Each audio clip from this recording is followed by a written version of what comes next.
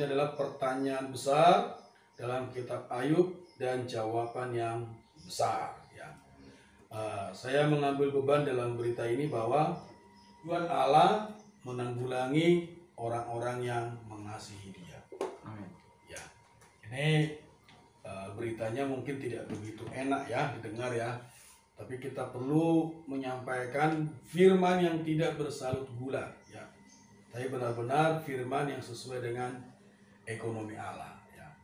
Jadi ini ada satu beban, tujuan Allah dalam menanggulangi orang-orang yang mengasihi Dia. Nah, minggu ini kita membahas kitab Ayub ya, kebetulan topiknya adalah berhubungan dengan Ayub ya. Ayub ini seorang yang mengasihi Tuhan ya, seorang yang saleh ya, bahkan seorang yang jujur, dan saat itu dialah seorang yang sukses ya, baik dari materi mungkin ya, juga anak-anaknya juga lengkap, ada laki-laki, ada perempuan, ternaknya juga banyak ya. Jadi boleh dikatakan Ayub ini mengasihi Allah ya, sering mempersembahkan mezbah bagi Allah.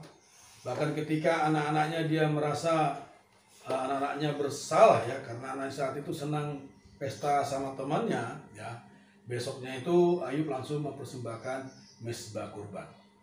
Jadi diperkirakan zamannya Ayub ini sama dengan zamannya Abraham. Jadi proses penyembahan kepada Allah itu masih seperti zaman Abraham, yaitu menggunakan mezbah di atas batu. Ya. Jadi saudari, di sini kita melihat satu gambaran bahwa Allah ingin menanggulangi umatnya, tapi Allah itu bukan iseng, ya. Allah itu bukan usil. Ya. Kadang-kadang orang berkata bahwa Allah itu ingin dalam tanda kutip supaya menanggulangi umatnya dengan tujuan adalah bahwa dia ingin menguji dia. Sebenarnya bukan menguji Ayub ya. Ini perkataan menguji itu menurut saya kurang pas ya. Tapi sebenarnya ingin menanggulangi Ayub karena ada satu pertanyaan yang besar, ada satu tujuan yang besar yang ingin didapatkan oleh Allah. Nah, kita perlu tahu ya bahwa tujuan Allah di atas manusia melalui penciptaan adalah bukan untuk kita menjadi orang yang saleh ya. Bukan untuk menjadi orang yang baik, bukan ya. Tujuan Allah dalam penciptaan adalah, kalau kita perhatikan baik-baik, sebenarnya adalah untuk mengekspresikan Allah. Kalau pakai terminologi perjanjian baru, tujuan Allah dalam menciptakan manusia adalah untuk menjadi manusia Allah atau untuk menjadi manusia baru. Ya. Jadi saudari, di sini ada satu contoh ya, yaitu Ayub, seorang yang mengasihi Allah, tetapi mengapa ditanggulangi oleh Allah? Nah, ini perlu kita baik-baik memperhatikannya supaya tidak salah paham. Karena saat itu ya, Ayub ini salah paham sama Allah. Bahkan dia bertanya sama Allah, Tuhan, mengapa engkau berperkara sama saya? Tetapi teman-teman Ayub, nah, kalau boleh dikatakan mitra-mitra Ayub saat itu juga salah paham. Dia menghakimi Ayub, mereka mengatakan kepada Ayub bahwa kamu pasti punya salah, makanya Allah menanggulangi kamu. Tetapi Ayub di dalam hati nuraninya yang murni, dia tahu bahwa Allah punya maksud buat dia. Tapi saat itu Ayub belum menyadarinya, makanya dia sering bergumul ya, bergulat, bahkan mempertanyakan Allah saat itu. Tetapi saudari ya, nanti di kisah akhirnya di ayat 42 tadi, pasal 42 ayat 5, itu kita melihat bahwa Ayub sudah benar-benar mengalami Allah kebangkitan.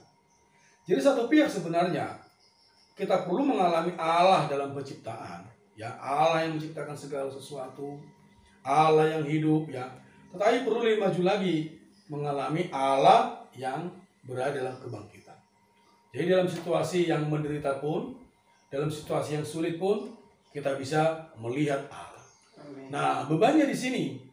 Nah, Ayub saat itu ketika dia menderita cukup lama ya, bahkan hartanya diambil ya, anak-anaknya juga meninggal, terus ternaknya habis ya. Saat itu boleh dikatakan kejadian-kejadian yang menimpa dia tidak masuk akal, tidak ada penjelasannya. Jadi Ayub benar-benar dilucuti oleh Allah, ya, dibereskan oleh Allah. Jadi dia benar-benar tidak bisa bersandar kepada kesuksesan dia, tidak bisa bersandar kepada pencapaian dia. Bahkan dia sendiri juga sakit bisul, ya. Jadi saudari, ini kalau kita terapkan dalam kehidupan kita, ya, ini mungkin masa pandemi, ya, masa sulit, masa susah, ya. Kalau mata kita memandang kepada kesulitan dan penderitaan ini, ya, kita bisa kecewa sama Allah. Kita mungkin bertanya sama seperti Ayub, ya, Tuhan, mengapa engkau ini memberikan izin kepada saya, penderitaan kepada saya? Atau kita juga bertanya, apa tujuanmu Tuhan menanggulangi saya? Nah, kita bersyukur kepada Tuhan, ujungnya di pasal 42 itu, Ayub benar-benar mengalami Allah kebangkitan. Ya, dia melihat Allah, dia memandang Allah. Nah, di dalam perjanjian baru, orang yang memandang Allah, berarti dia sebenarnya menerima Allah. Mencerminkan kemuliaan Tuhan berarti memandang dan memanturkan Tuhan. Nah, Tuhan di situ adalah roh itu. Ya, jadi saudari, Allah kebangkitan itu adalah Allah roh. Ya. Kalau Allah penciptaan itu belum Allah roh.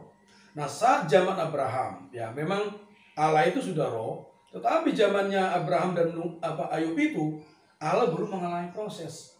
Nah, kita sangat beruntung hari ini zaman perjanjian baru bahwa Allah itu sudah menjadi roh itu.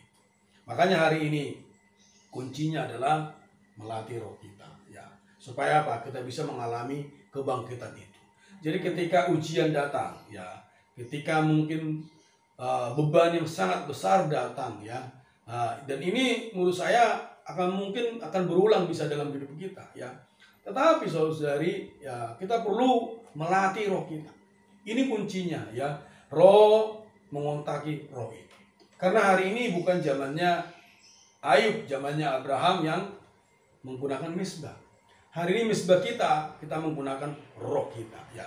Roh kita beresonansi dengan roh Allah, ya. Jadi saudari, kalau dulu Allah menanggulangi Ayub, saat ini kita didisiplinkan oleh Roh Kudus. Ya, memang manusia itu, ya, banyak salahnya, ya, banyak kelemahannya. Mungkin kadang-kadang Tuhan juga mengizinkan perkara supaya kita bisa dimurnikan. Maka di Matius pasal 5 ayat 8 mengatakan, berbahagialah orang yang murni hatinya, masih ingat? Karena dia apa? Melihat Allah. Jadi sebenarnya pendisiplinan Roh Kudus itu adalah untuk memurnikan kita. Memurnikan kita dari hati kita, ya, hati kita yang benar-benar supaya fokus kepada Allah. Nah, ketika kita murni, ya, kita bisa melihat Allah. Jadi sama seperti Ayub, ya, dia bahkan mengatakan, aku menarik perkataanku. Aku menaruh diriku dalam debu, ya. Karena sekarang bukan karena kata orang, ya, tetapi apa? Aku sendiri sudah memandang Allah. Nah, kalau kita tidak murni, kita sulit memandang Allah. Makanya Tuhan mengizinkan masalah datang, ya, mengizinkan penderitaan datang, ya. Sebaiknya kita jangan mengatakan Tuhan sedang menguji saya, ya. Menurut saya kurang pas, ya. Tuhan sebenarnya ingin menanggulangi kita, mendisiplinkan kita supaya kita apa? Murni bagi Allah. Supaya apa? Bisa memandang Allah, melihat Allah, ya. Dengan mata tanpa selubung, ya, kita bisa memandang Allah, melihat Allah. Ketika kita melihat Allah, ya, Allah ini diimpuskan ke dalam diri kita. Unsur-unsur Allah masuk ke dalam kita. Jadi makanya tujuan Allah dalam penciptaan, tujuan Allah dalam menanggulangi manusia akan tercapai. Dia ingin tujuan Allah tercapai ini melebihi penderitaan yang kita terima. Jadi jangan sampai kita menderita, kita susah, ada masalah, kita tidak mendapatkan Allah. Nah, ini yang berbahaya. Dalam perjanjian baru, ya, apa yang kita alami, ya, mungkin susah, ya, mungkin beban yang berat, ya, harus mendapatkan Allah. Semakin kita mendapatkan Allah, ya, maka tujuan Allah di atas diri kita tercapai. Jadi saudari, zaman dulu ini tersembunyi, ya. Orang belum melihat rencana Allah ini. Tetapi hari ini benar-benar terbuka kepada kita.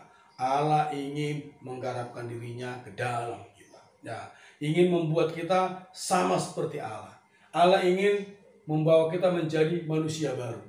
dan berbagian dalam ciptaan baru, bahkan kelak menjadi Yerusalem baru. Ya, jadi boleh dikatakan kalau ada penderitaan ya, kalau mungkin kita rohani yang sudah bertumbuh, kita malah bersyukur atas penderitaan yang Tuhan berikan kepada kita. Tuhan, terima kasih saya mengalami ini ya. Oh, tambahkanlah dirimu kepada saya ya. Jadi saudari ya, yang kita khawatirkan kalau kita menderita, kita susah ya, malah kecewa sama Tuhan. Kecewa terus ya, berlarut-larut akhirnya apa? Malah bisa meninggalkan penghidupan gereja.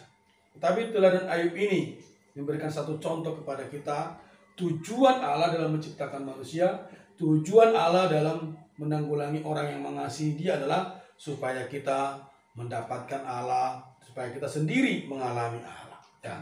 Bahkan kita bisa seperti Ayub itu, aku sendiri yang sudah memandang Allah. Orang-orang muda ya, jangan terfokus kepada sidang-sidang saja ya.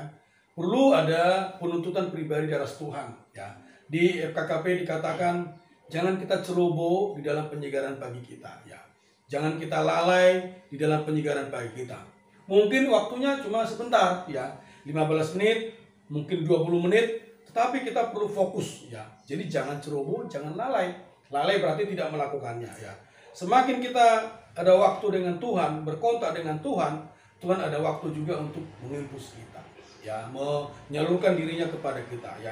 Jadi saudari, saya ingin menutup beban kita pagi ini ya dengan kalimat kunci yang ada di FKKP ya. Di sana dikatakan tujuan Allah dalam menanggulangi orang-orang yang mengasihi Dia adalah agar mereka bisa mendapatkan Dia sampai tingkat yang paling penuh, melampaui kehilangan atas semua yang mereka miliki selain Dia, agar Dia bisa diekspresikan melalui mereka bagi penggenapan tujuannya dalam menciptakan manusia. Ya, semoga ini menjadi doa kita ya, supaya apa?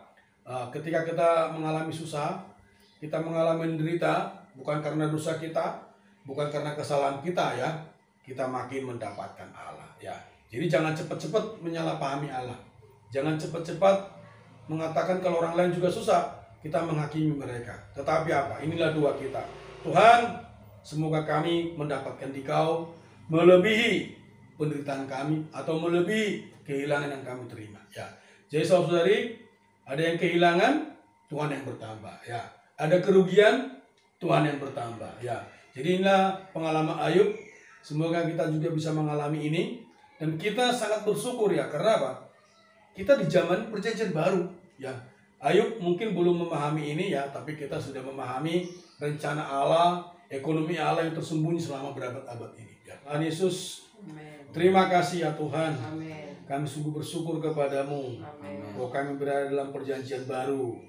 Tuhan, wahyukanlah maksud hatimu kepada kami. Biarlah kami bisa melihat ya Tuhan, tujuanmu menanggulangi kami. Oh Tuhan, kami serahkan hidup kami kepada Tuhan. Kami serahkan saudari kepada Tuhan. Dalam masa pandemi ini Tuhan, dalam masa kesusahan ini, oh Tuhan Yesus, kami semakin mendapatkan Dikau. Oh Tuhan, tambahkanlah dirimu kepada kami. Apapun kehilangan yang kami terima, Tuhan, biarlah kami bisa mendapatkan Allah.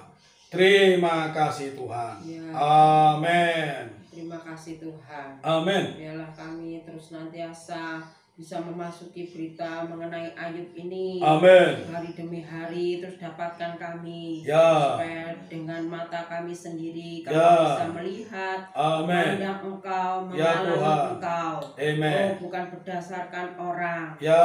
Oh Tuhan, bahwa pengalaman kami lebih dalam terhadap Amin. sehingga setiap situasi Ya. kami tidak salah paham terhadap Engkau. Amin. Dan membawa diri kami lebih maju lagi. Amin. Lebih bersatu denganmu. Amin. Bersatu dengan ekonomimu. Amin. Terima kasih ya Tuhan. Terima kasih Tuhan. Amin.